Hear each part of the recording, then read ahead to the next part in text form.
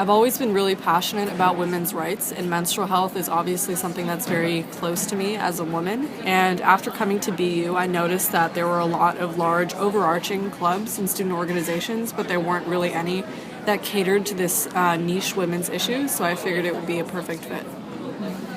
I think menstrual inequity is a problem that we really do see but don't really pay much attention to. There isn't really much conversation around the topic. There are women who are disadvantaged economically and are often homeless, who resort to using materials like cardboard, old clothing to kind of cope with this, with their periods in essence. And I feel like we can't really help these women on the most basic fundamental level until we're able to actually talk about it and understand like periods and be able to have that conversation with our own peers.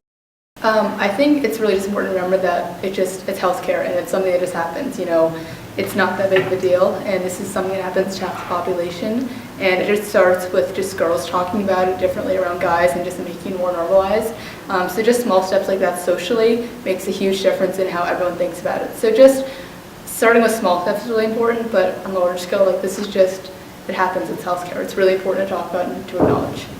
In order for someone to be healthy, they have to be healthy in all aspects, and women sort of have another because of menstruation once a month and everything. And I did a lot of I did a lot of work with shelters back home, and we did a lot of drives. Every Christmas we'd have a sock drive and a blanket drive, and I was thinking, what about periods? What about tampons and pads? Just because I know I use a bunch of them, but how do these women get access to them if no one really donates them proactively? So I did some more research into it, and I found it was a new spawning thing in service. It was a new area that started to blossom, and I wanted to get involved. I'm lucky enough to have access to resources medication, Tylenol, a mom who would bring me hot tea, blankets, just opportunities like that I feel we all take for granted. And after coming to Boston, I realized what it would be like to be a homeless woman who would have access to absolutely nothing, not even menstrual hygiene products themselves, let alone Tylenol or Advil. So I think that really just kind of put the fire in me in terms of starting something locally here. I started this project last fall, and basically what we're trying to do is replace all of the tampon and pad dispensers in the women's bathrooms in the College of Arts and Sciences building with new dispensers that are coin-free and that are regularly stocked with products. Because right now, almost all of the dispensers are empty, and a lot of them are broken. So they, regardless of the fact that they are not stocked, they also cannot be used even if they were stocked. As a student, it feels like I should be able to go to the bathroom and be able to access whatever I need if there is an emergency or if someone else has an emergency.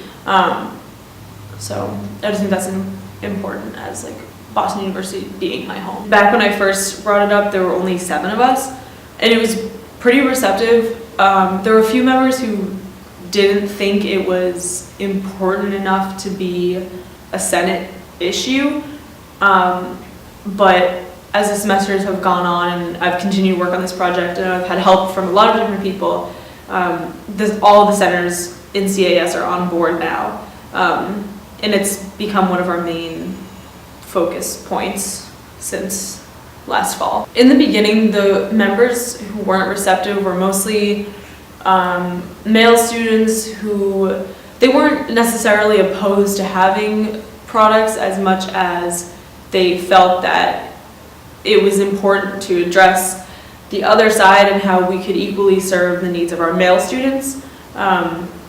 So they were thinking, I got a lot of people telling me about how we should have condom dispensers or how we should have free toothpaste. So it wasn't that they were against the idea as much as it was just that they thought that we should expand it more. But now that we've been working on it and they've seen how much work we've had to put into it, it's more reasonable to focus on just our main initiative for women. But I think that talking about periods is just something that everyone perceives to be a women's issue and solely a women's issue. I think it's really sad that we still have, in this day and age, such a stigma around a topic that affects 50% of the population. And, it really does indirectly affect men as well. So I really do think that we have an obligation to kind of have a conversation.